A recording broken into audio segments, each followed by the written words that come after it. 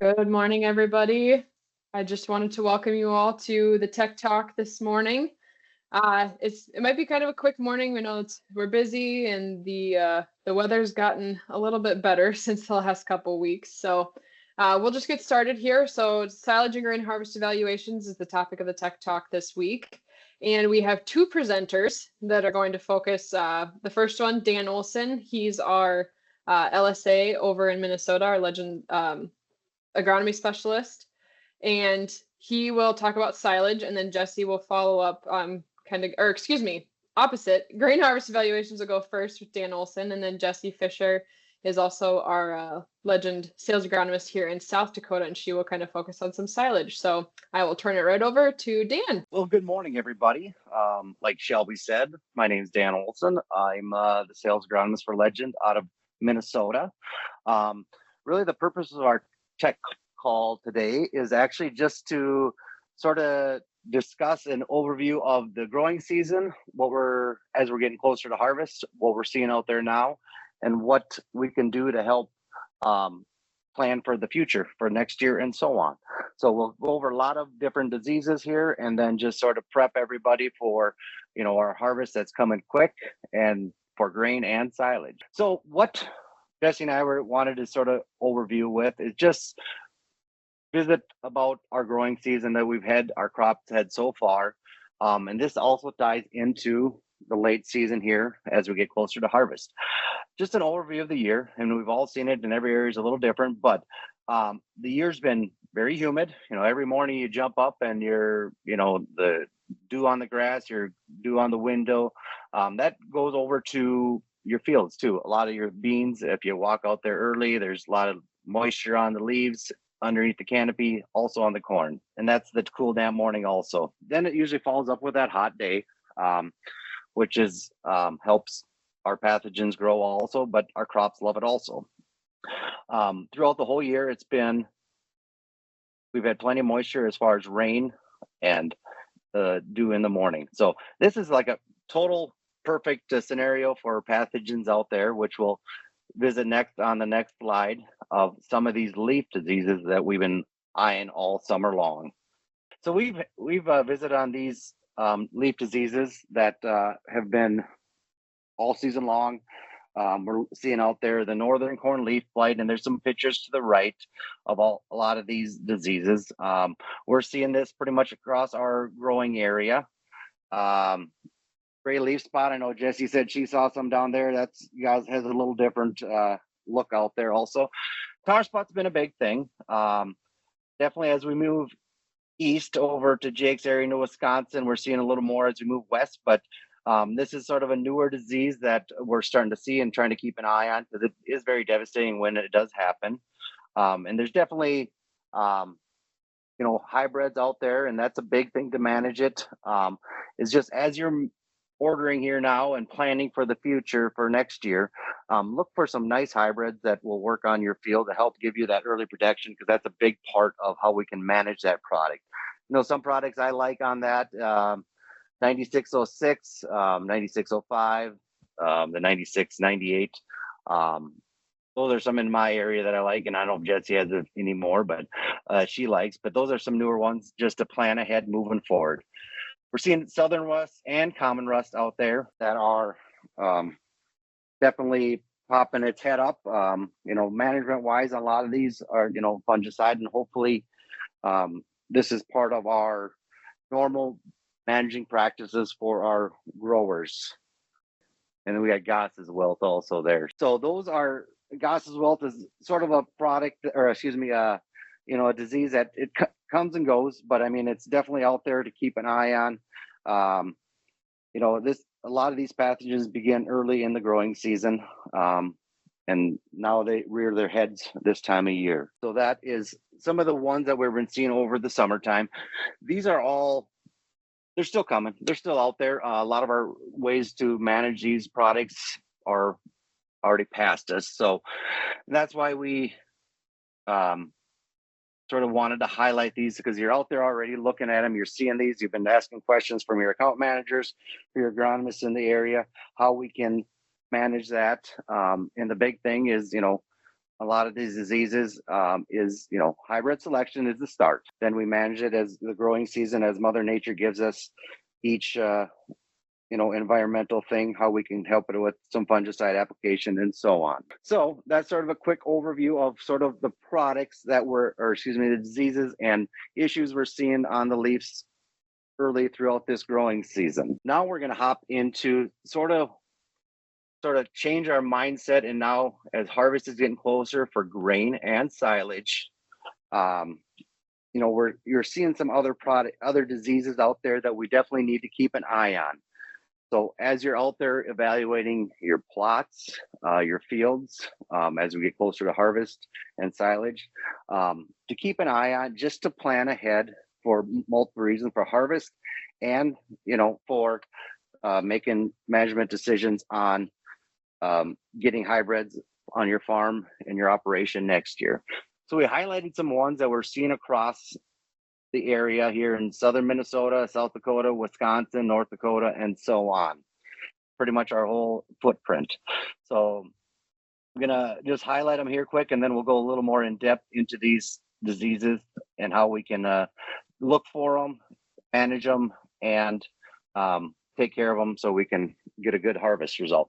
So on the soybean side, sudden death is a soybean disease that's popping up pretty strong out there. White mold we'll be discussing.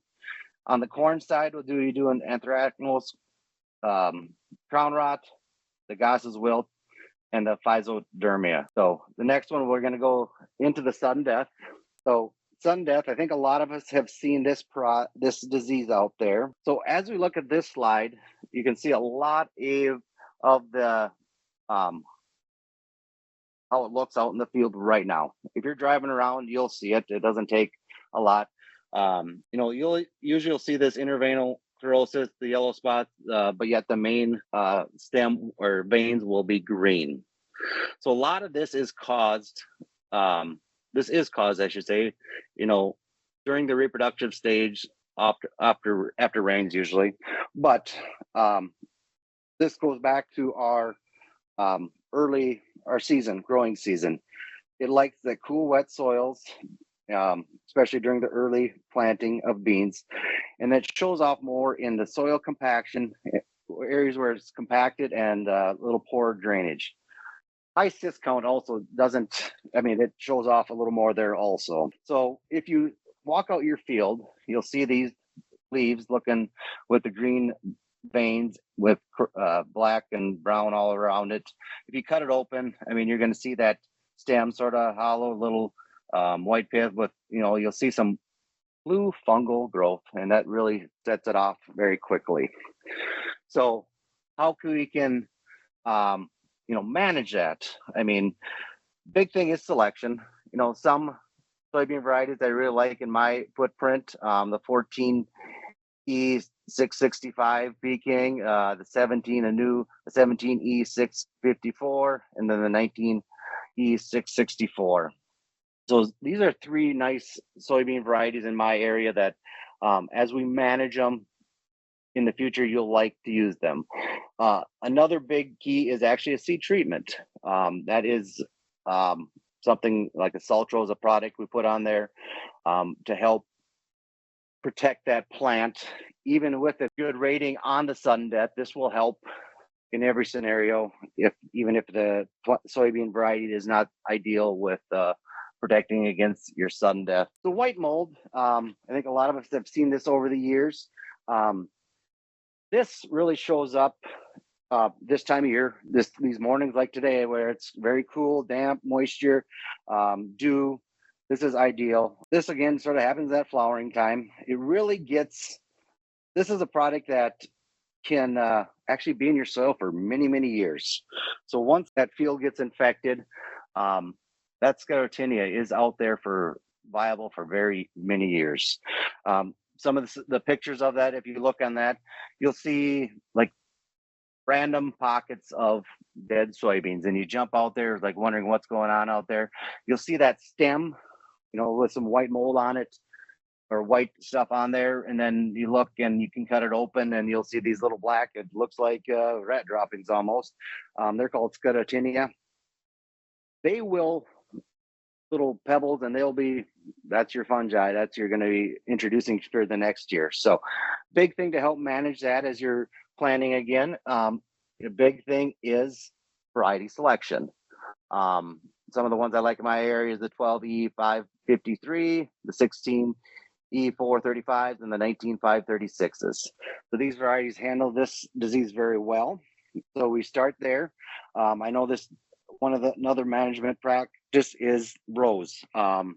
If you got a history of white mold on the farm, I mean, if we can widen out those rows, I mean, if you're drilled, I know that's a lot of, some people's operation, how they run, but I mean, that's a big thing is that if we can get air movement through there, the canopy, that helps dry it out. And then the fungicide will help also. So, but I mean, start with those three things and that will help you in the future. But knowing your fields and your operation, where you have some of these pathogens or issues, start by planting there first. So those are a couple of the soybean ones we're seeing out in the countryside right now.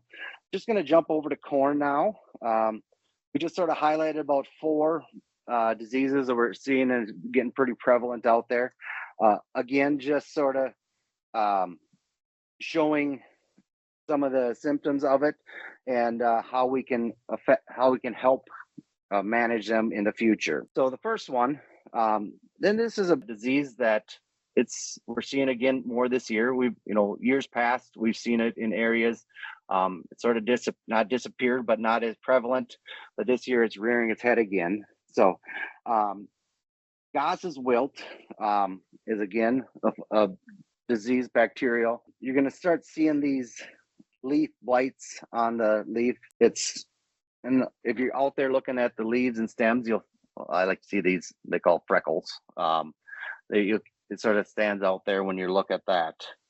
So a lot of times with Goss's, which we definitely saw this year, at least in southern Minnesota, it sort of takes a wound to get this pathogen into the corn. So when I say that, I look around here this spring, we had a lot of sandblasting, where actually like corn plants and beans were mowed off almost. So there's a point where that infection can get into that plant. And a lot of these pathogens enter that plant early. Just the rain, which we had plenty of this year, splashing on the ground, that's already, this infection, this bacteria is in the ground already. It splashes up and get onto that plant leaf, that plant structure, and it gets infected. Even though it's infected in the spring, now is when we start seeing a lot of the results of that bacteria this time of year as we get closer to harvest. Some of the management, look for hybrids that, again, have a good, strong foundation to protect against that, and application of fungicide. With the Goss's, I mean, some of the products I've noticed here that I like that protects well against that. As we move west, the 9505 it's done extremely well. The 9404, the 9600, 9698 are a few nice hybrids that have handled it very well.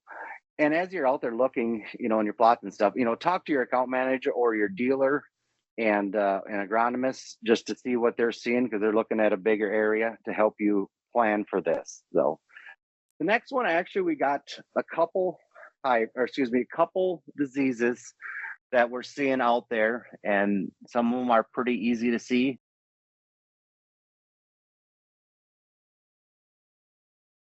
I think Dan's having technical difficulties, so I will take over from here. So I'm Jesse. I'm from southeastern South Dakota. I kind of cover South Dakota, Nebraska, a little bit into Iowa. We just hired a gentleman up by Huron to take some more of that northern region on there. But on this, so we have anthracnose stock rot. This one you will see out there in the fields when it is wet, kind of those saturated soils out there. And you will start to see some blackening of the stalks. You're going to see those black freckles like we talked about on the Goss's wilt side of it, coming in though on the stalks. It started the deterioration of the inner workings of the stalk. It kind of just starts to turn to mush, and then we can't take any more nutrients up within it. So then you start to see that dieback side of it on those leaves to where they start to just die off prematurely, dry down. And it is because the inner workings of the fibrous side, the stalks in there kind of turn like that bottom left picture to where it's just kind of mushy and everything. The Physoderma stock rot is a little bit different. Within there, you start to see a blackening of one of the nodes. It looks like it has charcoal all the way around it. And you're like, what the heck's going on? Is it dirty? But actually, if we do that field push test, you're just going to go, you're going to take about where the ear is, just kind of tap it over. And a lot of times you will be able to hear if there is a crack. Over here on the Physoderma one, though, it actually is going to snap off kind of in that even keel side of it right by that node. You can see on that top picture over there on the far right that it just kind of snaps. That is where that infection point is, and it just makes it to where it just shears off.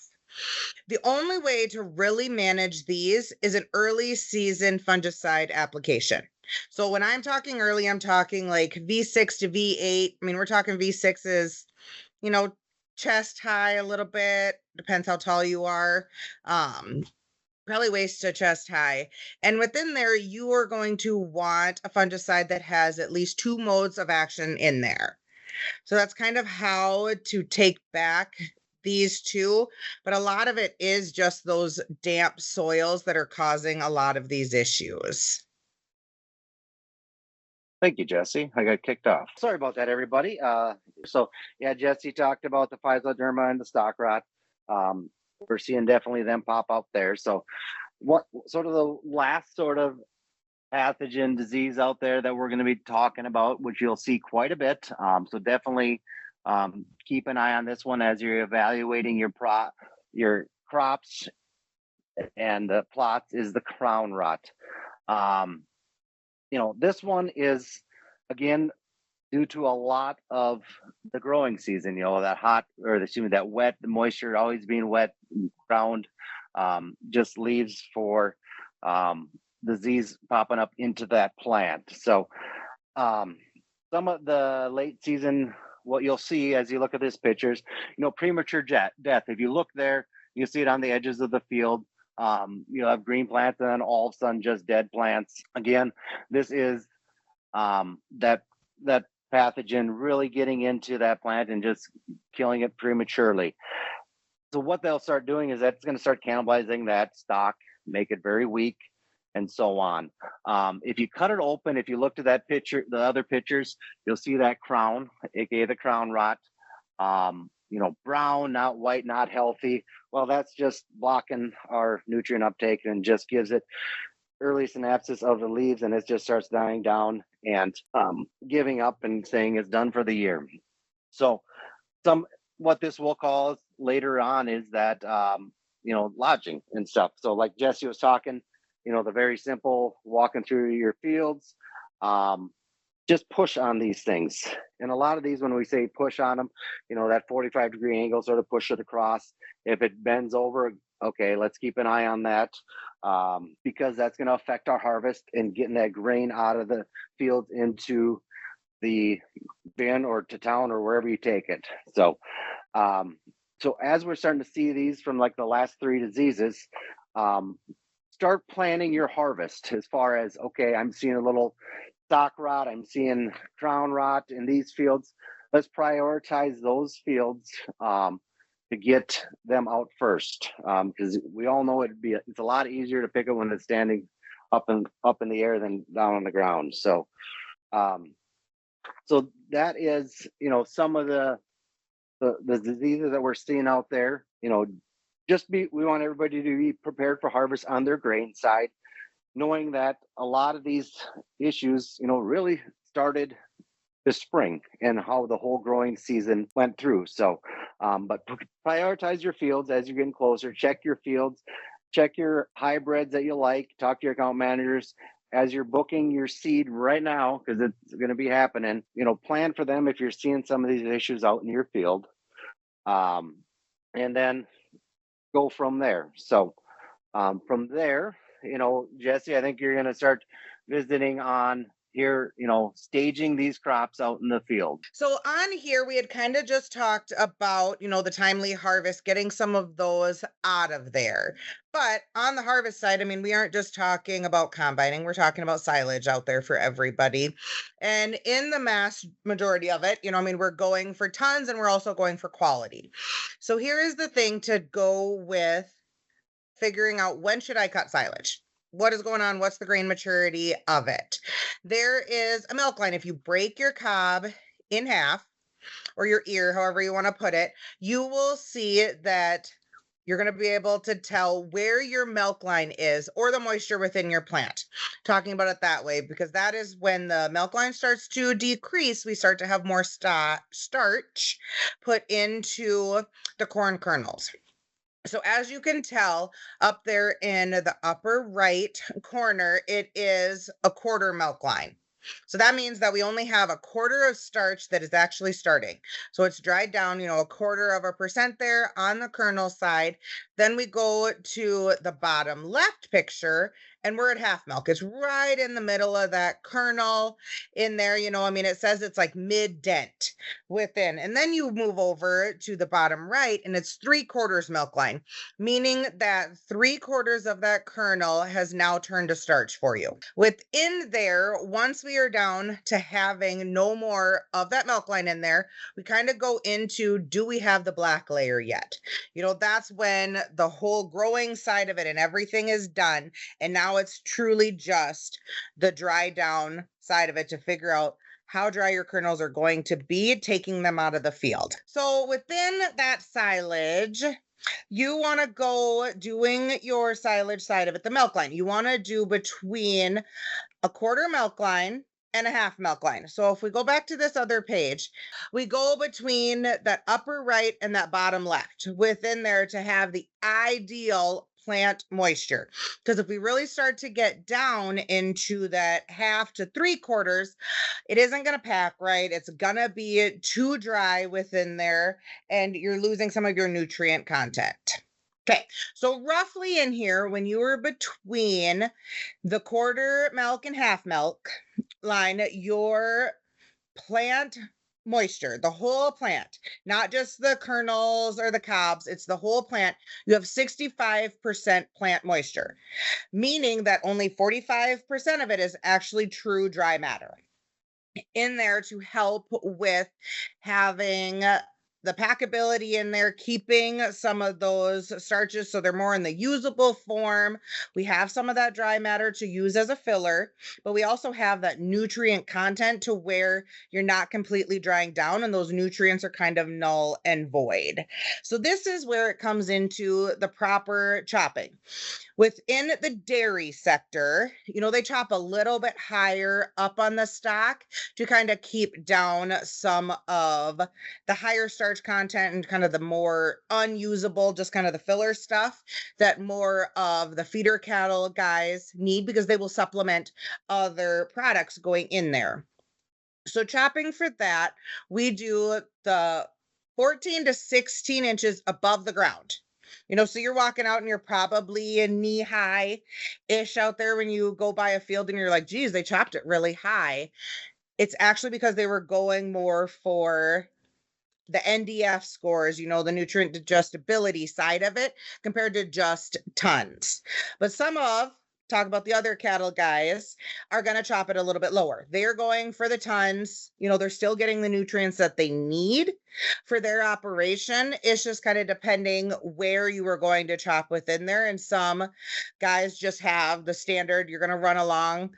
You can't really set it too high for yourself, but if you have custom chopper guys, they can move that along for you. And that's a thing to kind of ask them what they chop at for some of those different ones. Because if you don't ask, you're not going to know. And you might be able to request if you want to go 12 inches, if you want to go 14, 16. It all just kind of depends on your chopping operation. We kind of touched on this earlier. We want the plant moisture to be between 62 and 68% is ideal.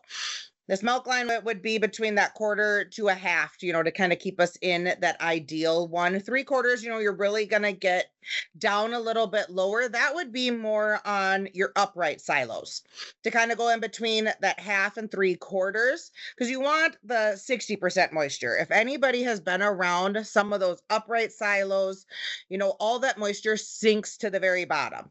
And where do you have your elevator that takes it out? It's at the bottom of it. So if you are all gummed up at the bottom by having the 65, 68, 70% moisture, you guys are going to cuss all season long. It's going to freeze for you when you're out there. You're going to not have any fun. So that is where finding those ideal moistures. Granted, we understand, Mother Nature in itself, it was, I think, 55 degrees today where I was at this morning. Then it's going to bump up right away in the morning. So it goes to how much it's going to dry down per day. So the actual timing of it is kind of just watching. Like you have to be diligent out in your fields and going back to some of those other pathogens that we talked about earlier. If we are having dieback, that is creating more dry matter. You were having some of those leaves are already dried down because they died sooner than they should have, premature. And then we have to decide, okay, so how much of your field is the dried down part of it that's already there? We can't fix it. It's not a timing issue. It's now we either need to do this field or we're going to take that one to grain. But then you go to the bunker, which is the one where you see in that upper right corner, or even just the pile with the gentleman standing right in front. That is where we want the 65% moisture. That's kind of that ideal 62 to 68. Cut the difference at 65. That is where the packing comes in. Proper packing. It's not just your one time running it over, it's multiple times. And you have to keep going, and you want a thin layer each time when you go and you take that silage over the top of it. You want like maybe 6 inches of it to just kind of go over, and you continually pack back and forth. As you can see on that top picture, they actually have a weighted roller in the back.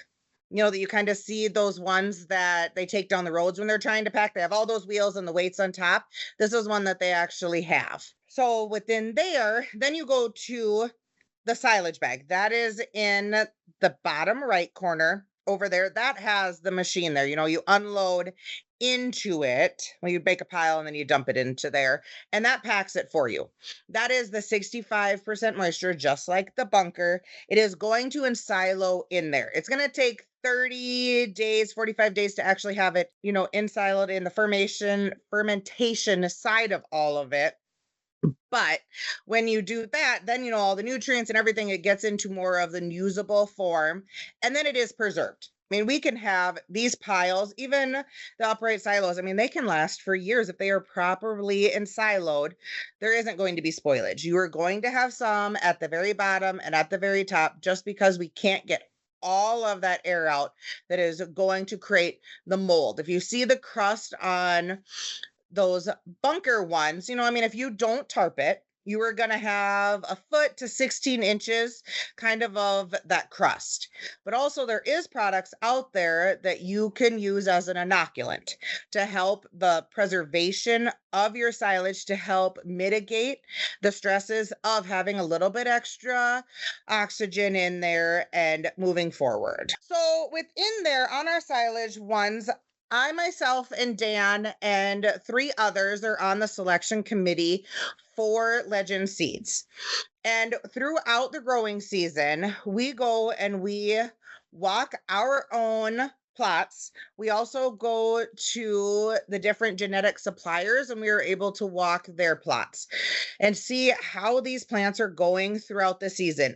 Are they a little bit on the stouter side, or are some of them tall? I mean, you might have the taller ones that have these small little leaves, and it's not really truly a silage hybrid. We look for the ones on there that have the big leaves, have the plant matter, plus they also have the good ears for it. Are we actually going to have some grain content to it? And then from there, Once they're done harvesting their plots, they send us all of the harvest data. They also do a silage analysis, and we were able to go through that. Plus, we use some of our own plots that we have out there within the next 5 to 7 days. It's probably even cutting a little bit closer than that. We will be going out doing our own silage sampling. We go out, we cut plants out there, we run them through a really good wood chipper, we ensilo them in bags for 35 days, and then we send them off to a lab and actually have the analysis ran on them. And from there, we determine if, that is across the board a good silage hybrid for us. Is it going to get, and if we are going to push it for a good dairy one, or is this going to be able for the cow calf guy? Not that there is a huge difference, but on some of them, people are looking for a different niche one. Then we also have the ones that are our silage specific, which they are a leafy flowery. We don't want to take them to harvest. They are specifically silage. We are doing that. They have the big leaves, they're tall, but their kernels on there have no weight to them when they actually dry down.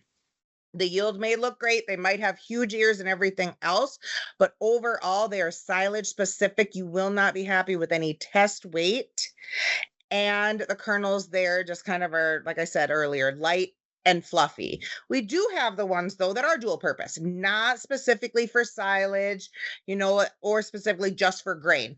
We are able to go either way. So if you are a farmer who's like, I might cut the 40 that's close to my house. Otherwise, you see a field that has those pathogens from earlier. You're like, oh, crap, we have some of those that have anthracnose, or you do see that physoderma and you're like, geez Louise, if this really starts to dry down anymore and we have a wind or we get wet early in the winter or fall, I should say, and you just know that they're probably not going to stand up to any external difficulties. Those are ones too that you're able to go and cut for silage. It's if you can pick, like, let's say 4 hybrids on your farm, whatever you are going to do, those are going to be the ones that you don't have to make a decision right now if you're going to cut specifically this field or if you're going to cut Jim's 40 down the road. These are the ones that you can kind of put out there and have an option to go and cut whatever field. If one is habitually dry out there and the other one is just wet and you got a little bit more rain, you were able to go to the one that is drier or one that's closer to home, if that's how you feel that you want to go about your silage.